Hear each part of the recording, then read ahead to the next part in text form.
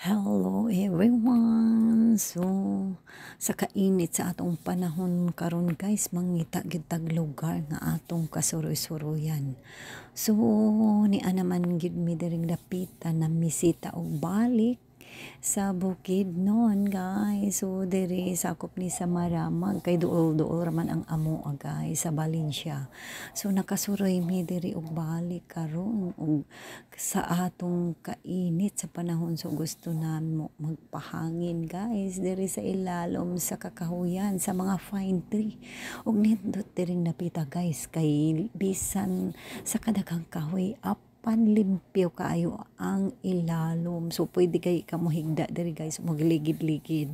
So pagka presko kaayo diring dapita guys bisan sa mga kainito nato karon nga panahon apan kung moanhi ka diring dapita grabe gyud kabugnaw og daghan pagitag makita nga anindot kaayo guys sa atong mga mata ang ilang mga palibot guys. Grabe kadaghan natong makita nga mga attraction ay mga flowers o mga bisan unsa guys nga ilang nahimo diring dapita para malingaw ang mga bata na pud sila'y park guys ug atong makita ang mga nakadaiyang beautification diri para malingaw ang mga guest.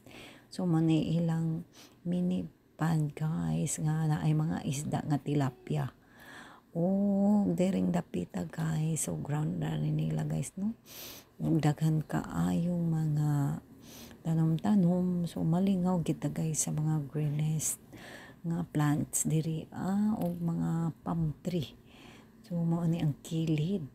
O kini guys ang mga kahoy nga mga antique or mga naragid guys nga ginakulit.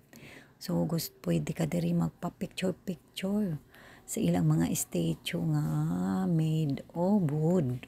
So diri mi guys naglibot-libot ni Habibi. So ako po nag picture. So guys maoran niya karon ako ikapakita kanimo. Salamat sa pagtan-aw. God bless.